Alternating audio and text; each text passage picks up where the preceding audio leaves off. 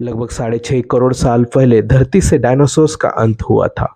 जिस एस्टेरॉयड की वजह से डायनासोर्स लुप्त हुए थे वो लगभग 10 से 15 किलोमीटर लंबा पत्थर था।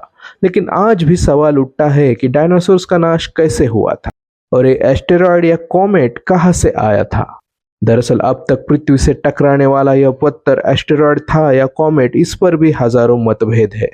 डायनासोर्स के खत्म हो जाने को क्रेटेशियस पैलियोजिन एक्सटिंक्शन कहा जाता है।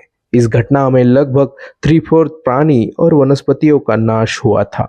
1980 में लुइस और वॉल्टर अल्वारेज, इस पिता पुत्र की जोड़ी ने कहा था कि यह घटना 10-15 किलोमीटर लंबी एक महाकाय क्षुद्र ग्रह की वजह से हुई थी। यह टकराव इतना भयानक था कि मेक्सिको के नजदीक 180 किलोमीटर लंबा गड्ढे का निर्माण हुआ, जिसे आज चिक्सबुल क्रेटर के नाम से जाना जाता है।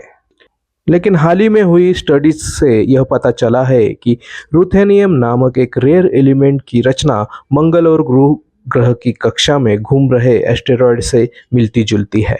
पृथ्वी के पत्थरों में रुथेनियम बहुत ही कम मात्रा में पाया जाता है, तो संभावना है कि जो एस्टेरॉयड टकराने से डायनासोर्स का अंत हुआ था वो एस्टेरॉयड मंगल या गुरु ग्रह की कक्षा से पृथ्वी की ओर आया होगा।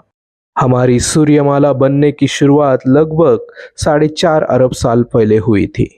जब सूर्यमाला बन रही थी तब क्षुद्र ग्रहों में अस्थिरता थी। दरअसल जब कोई एस्टेरॉयड उसकी कक्षा से बाहर आता है तब उसकी पृथ्वी के साथ टक्कर होने की संभावना बहुत ही कम होती है। वैज्ञानिकों का कहना है कि जिस एस्टेरॉयड की वजह से डायनासोर्स पृथ्वी से लुप्त हुए थे, ऐसे एस्टेरॉयड का फिर से एक बार पृथ्वी से टकराने की संभावना बहुत ही कम है, जो कि 250 दशलक्ष सालों में एक बार हो सकती है। लेकिन अगर ऐसा टकराव फिर से हुआ तो वो बहुत ही खतरनाक साबित होगा।